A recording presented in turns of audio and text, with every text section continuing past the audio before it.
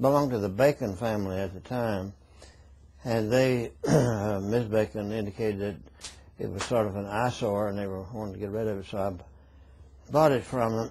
It was a 2.5-story house, and the McClung family, as you indicated, was one of the most prestigious families probably in the Knox area. And I believe some of the McClungs had helped survey that road.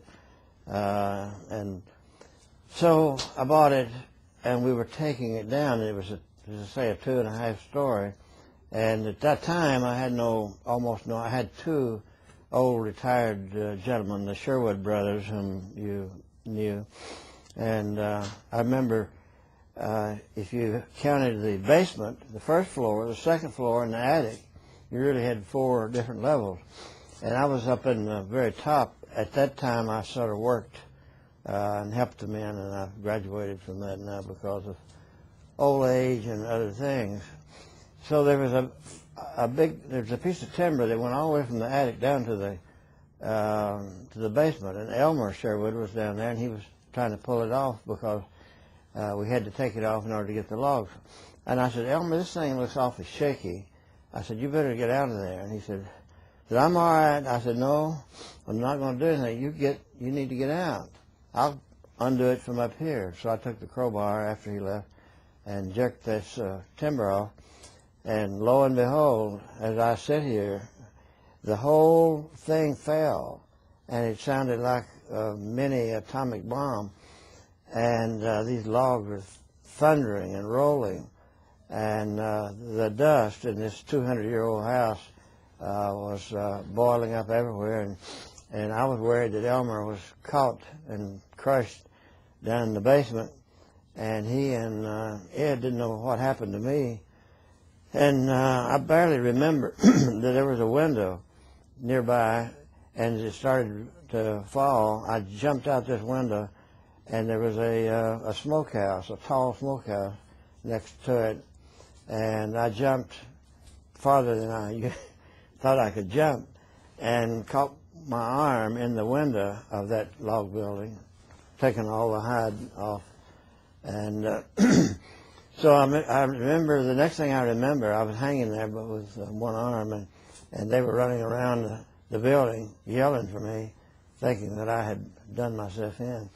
But at any rate, Miss Bacon was nice, took me in, poured coal oil, kerosene on my arm, and fixed me up.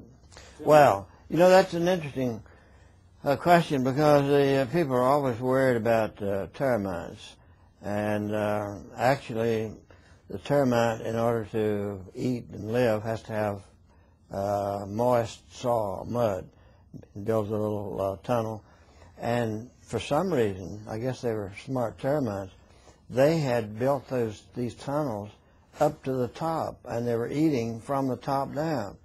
And so the top floor was almost entirely destroyed by these termites. In the oak, it didn't appear, it wasn't so obvious to look at the outside, but you could hit it with a hammer or even your fist, and it had a hollow sound because they'd eaten all the glucose out of it.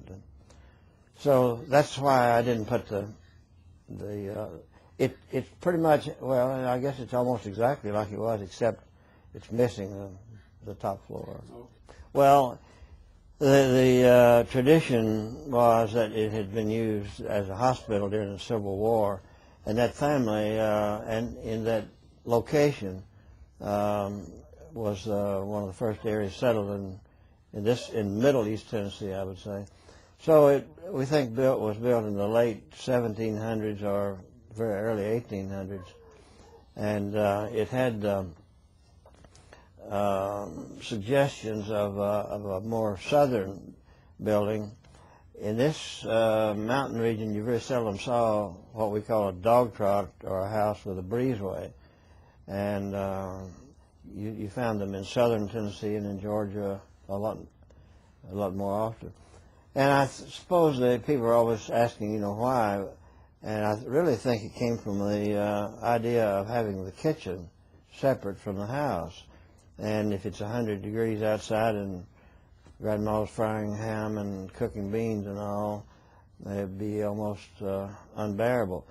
And I remember once that I was in the kitchen with my grandmother, and she was saying to me and my brother David, you all get out of here, go in the house. We were already in the house. And she would always say, go on in the house. And I think this is an illusion, reflection, or whatever, alluding to the fact that at one time the kitchens were separate. So if you were in the kitchen, it makes sense to go in the house. I never could understand. They were already in the house. But you could sit there, and the women would break beans and peel peaches and whatever and work. But this was sort of on the borderline between, I guess, the beginning of the area that would have had this dog trot kind of thing. I very seldom, if ever, saw them in the mountains and all. George Washington had his kitchen separate, you know, and a lot of the aristocratic folks, and these people being somewhat affluent, more than somewhat affluent, would maybe have patterned their style after those people.